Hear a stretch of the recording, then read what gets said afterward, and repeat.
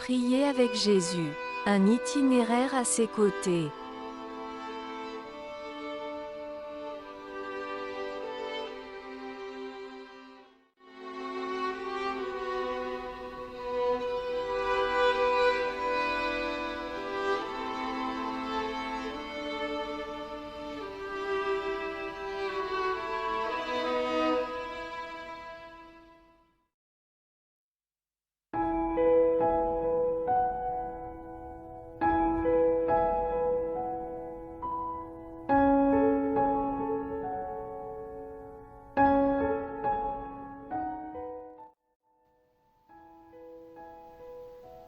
Chers amis, bonjour.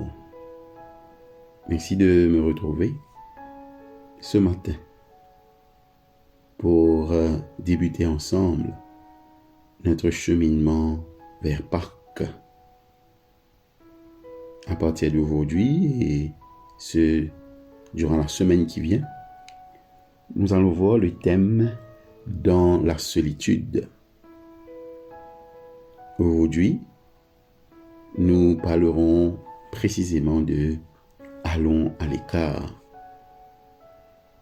Durant les prochains jours, nous allons voir les textes suivants. Luc chapitre 3, les versets 21 à 22. Marc chapitre 1er, le verset 35. Luc chapitre 5, le verset 16. Luc chapitre 6, le verset 12. Marc chapitre 6, le verset 46, et Luc, chapitre 9, le verset 18. Je pense que beaucoup parmi vous avez au moins une fois dans votre vie vécu un moment de retraite. Et il y en a aussi qui constamment recherchent ces moments pour s'évader de la vie quotidienne, afin de passer plus de temps, que ce soit personnellement ou collectivement, avec Dieu. Les moments et les lieux de retraite fournissent les éléments nécessaires à notre croissance et à notre changement. Si vous ne pouvez jamais vous échapper de votre environnement, il vous sera difficile d'acquérir de nouvelles perspectives ou des énergies renouvelées. Nulle part, la valeur d'une retraite n'est autant soulignée et démontrée que dans le ministère de Jésus. La prière est un élément commun à tous les temps de retraite de Jésus. Le Seigneur a d'ailleurs intentionnellement créé l'espace et le temps pour la prière. Bien sûr, il est toujours possible de prier dans n'importe quelle situation. Pourquoi alors ce besoin de se retirer?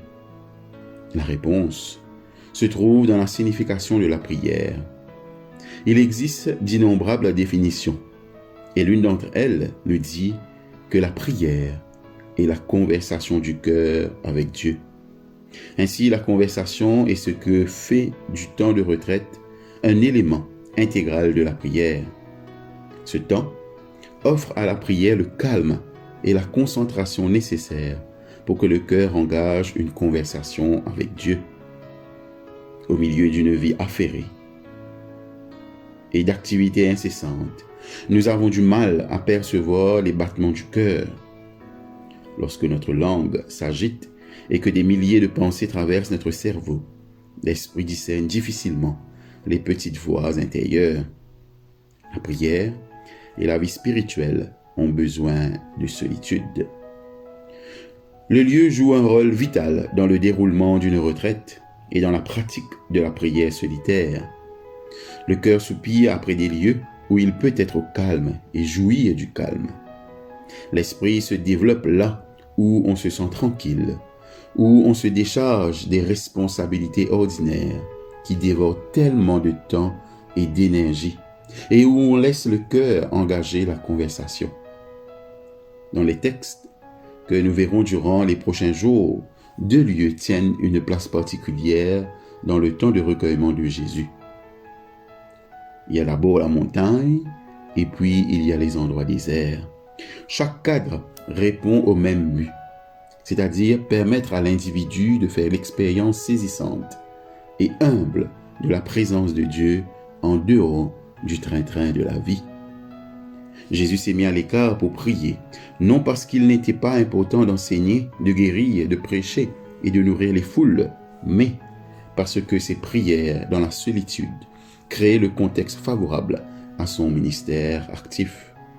En calquant notre vie de prière sur celle du Christ, nous trouvons un premier indice dans la solitude qu'il cherchait pour converser avec Dieu. Dans la nuit, sur une montagne, dans les lieux déserts.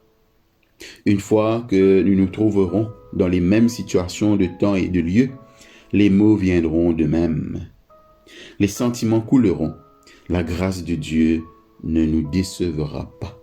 Car c'est si vous revenez à moi, si vous restez tranquille, que vous serez sauvés. C'est dans le calme et la confiance que sera votre force. Ce sont là les paroles du prophète Ésaïe au peuple de Dieu, dans Ésaïe chapitre 30, le verset 15, où Dieu s'en prend à Juda, qui s'appuie sur l'Égypte pour assurer sa sécurité contre la Syrie. Le prophète s'oppose à l'attitude de Juda, qui pense que sa survie et son avenir dépendent de ses actions. Ce message conserve toute sa pertinence et son actualité pour la nouvelle communauté de foi et pour chacun de nous. C'est à nos risques et périls que nous refusons de faire demi-tour et de nous reposer. Risque de tomber en panne, de prétendre que tout dépend de nous, d'épuisement de nos forces physiques et spirituelles, d'incapacité à discerner la présence de Dieu dans le brouillard de nos activités.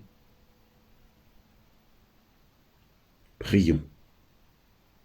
Dieu saint, conduis-moi vers des lieux solitaires de calme et de repos, où je te verrai plus distinctement, où je comprendrai mieux comment tu me vois.